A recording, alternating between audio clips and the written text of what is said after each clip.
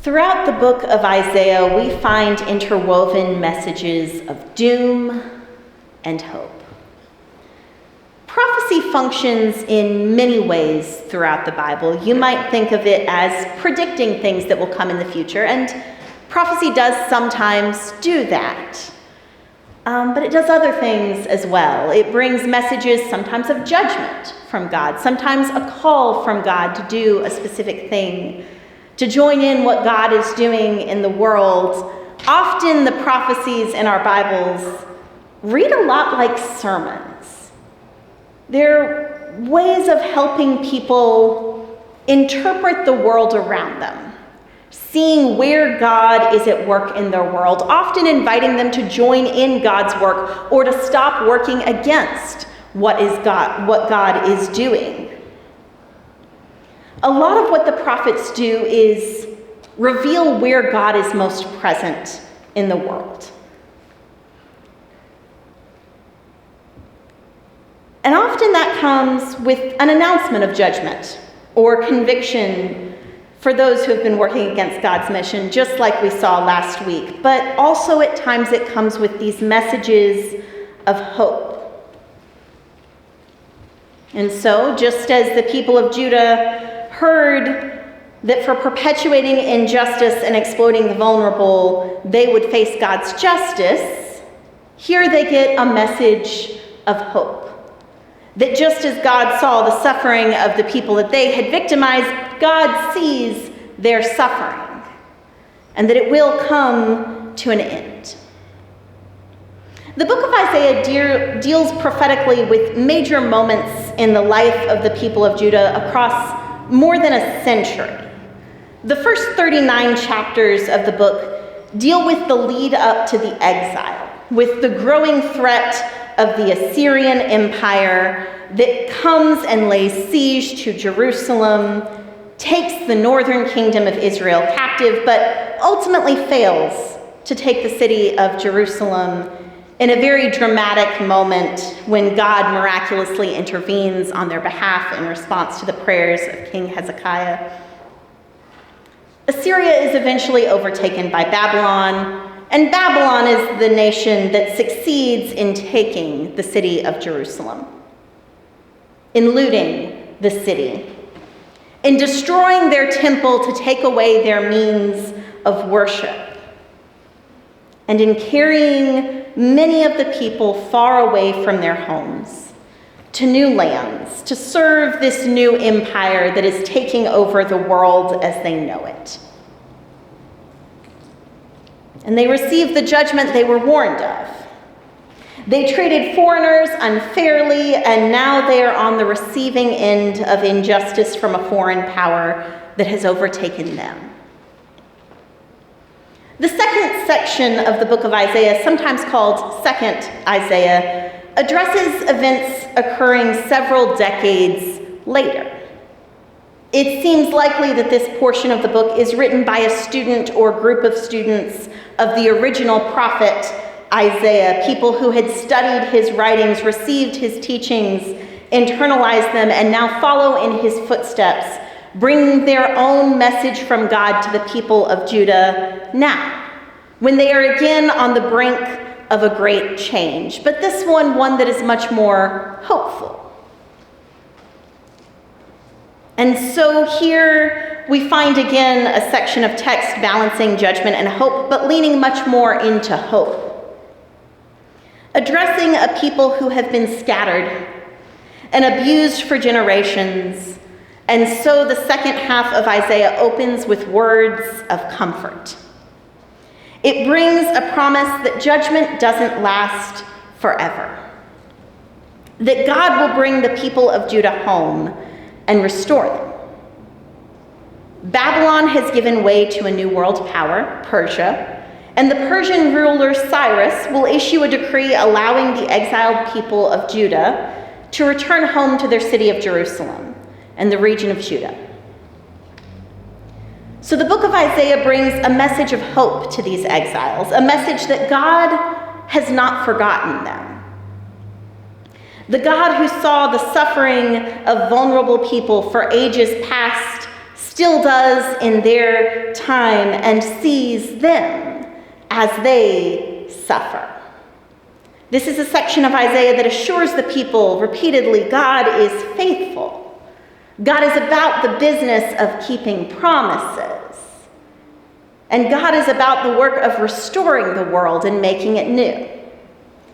Throughout this message of hope that lasts several chapters, there's this recurring figure who shows up several times, one called the servant of God, showing up specifically in 4 poetic texts that we often call the servant songs. The first of these songs begins in Isaiah chapter 42 with the words, "Here is my servant whom I uphold, my chosen one in whom I delight. I will put my spirit on him, and he will bring justice to the nations. In faithfulness he will bring forth justice. He will not falter or be discouraged till he establishes justice on earth. In his teaching, the islands will put their hope." God has called this servant to righteousness, to be a covenant, a light to the nations around them, to open the eyes of the blind, to free the captives. The second song shows up in chapter 49.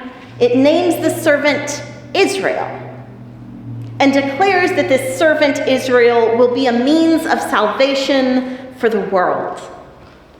One who frees captives, who sets free the lost who are in darkness and brings them to light. The third of the songs is sung in the voice of the servant himself, and it becomes clear that this figure has been abused, just as the exiles have been. But because of God, he is not disgraced. And so to a people who have been battered and abused comes a message that God does not abandon the abused. That even God's chosen servant, while serving as a beacon of hope for the world, experiences suffering in the world. That while he has been treated in dehumanizing ways, his dignity before God has never, could never be marred by the actions of the violent people who have harmed him. All of this lays the groundwork for the final servant song, the beginning of which Gary just read for us. A figure sent to bring justice, to free captives, to heal, will also experience suffering. And in Isaiah 52 and 53, we find the most famous of these servant songs, one that you have probably heard read often. And we find that the suffering of this servant will be redemptive in the world. Picking up at the end of our reading, the song continues. "Surely he took up our pain and bore our suffering. Yet we considered him punished by God, stricken by him, and afflicted. But he was pierced for our transgressions. He was crushed for our iniquities. The punishment that brought us peace was on him, and by his wounds we are healed. We all, like sheep, have gone astray. Each of us has turned to our own way. And the Lord has laid on him the iniquity of us all. He was oppressed and afflicted, yet he did not open his mouth. He was led like a lamb to the slaughter, and as a sheep before the shearers is silent, so he did not open his mouth. By oppression and judgment he was taken away. Yet who of his generation protested? For he was cut off from the land of the living. For the transgression of my people he was punished. He was assigned a grave with the wicked, and with the rich in his death, though he had done no violence, nor was any deceit in his mouth. Yet it was the Lord's will to crush him and cause him to suffer. And though the Lord makes his life an offering for sin, he will see his offspring and prolong his days. And the will of the Lord will prosper in his hand. After he has suffered, he will see the light of life and be satisfied." It's a heartbreaking text. The innocent servant of God who works for justice suffers for the sins of others. This is the great message of hope that Isaiah has for suffering people? That even the person sent by God to bring justice to the world is going to suffer? It seems unbelievable, but yes. Because somehow, by the grace of God, the suffering of an innocent servant will make way for peace and healing in the world. And somehow after this suffering, he will see the light of life. Later, in Isaiah 61, a figure who is not called the servant but seems remarkably similar comes onto the scene and gives us hope that the servant's story doesn't end with suffering. In the text that Gary read after our initial one, the one who suffered is uplifted, anointed to proclaim good news. Hope for the poor and the brokenhearted, hope for the captive and the grieving, a message that there is hope even amidst the devastation that Babylon and Assyria and Persia left, that God will make a way for the people to rebuild their destroyed cities. The passage goes on to say that God loves justice and hates wrongdoing, that God is always faithful. These texts offered a vision of hope for people in exile, a promise that God's plan still involved them, that they have not been cast aside forever, that they have an opportunity to join in the work of God, to be as the servant, bringing a more just world, to understand that their suffering is not final and it can be redeemed, to contribute to God's plan for a beautiful restored world. And that text inspired a lot more than just that generation of captives returning home.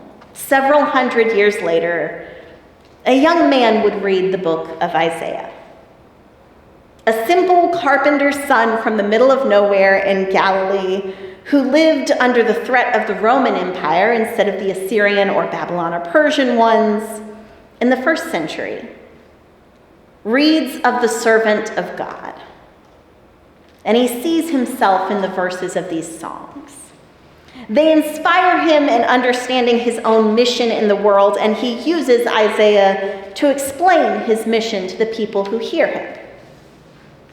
And so we find in Luke chapter 4, as Jesus begins his ministry just after he is baptized, he is teaching in a synagogue in his hometown of Nazareth and reads the text that we did earlier. The Spirit of the Lord is on me because he has anointed me to proclaim good news to the poor. He has sent me to proclaim freedom for the prisoners and recovery of sight for the blind, to set the oppressed free, to proclaim the year of the Lord's favor. He then rolls up the scroll and tells the people gathered there, "Today this scripture is fulfilled in your hearing." Later, in chapter 22 of the same gospel, as he eats his final meal with his disciples before his arrest and crucifixion, Jesus quotes from Isaiah 53 and says that what was written about this suffering servant is reaching fulfillment in what is happening to him now. The people of God were always meant to act in accordance with God's will, to be bringers of justice and hope, as the servant in Isaiah is. But humanity failed to do the job that was given to us when we were made in God's image, to further God's work, to be like the one we were created to be like. But instead, we loved the power of empires over the power of God. We worked against justice instead of for it. And so when we failed to do our part, to live as servants of God, bringing about the will of God for the world, God came and became a servant himself. Jesus brought sight for the blind. He blessed the poor and the captive when we failed to. And even as he succeeded in being a person of justice, Perhaps because he succeeded in being a person of justice in the face of unjust powers, he was counted among the wrongdoers, despised, afflicted, rejected by humankind. But even though we rejected him, he chose to take on our suffering and pain as his own. Our world is as broken as Isaiah's was, as broken as the first century Roman Empire. Injustice and suffering run rampant. People are still, 2,000 years later, choosing the power of empires that crush and exploit people over the power of God. In the midst of this, the book of Isaiah brings us a vision of hope as well. Because God is about the same work today. The God who freed slaves from Egypt and exiles from Persia continues that liberating work today. Our world is indeed broken, but we have a great servant, our King, who uses power in fundamentally different ways than the empires of this world. While they sacrifice people to amass the power to destroy, our King Jesus sacrifices himself to bring the power of life to his people and to heal the broken world that he loves so dearly. And so in this text, we have an invitation to reject the power of empires along with their violence and exploitation, to cling to our King and join in his work to restore the world. May we be so bold.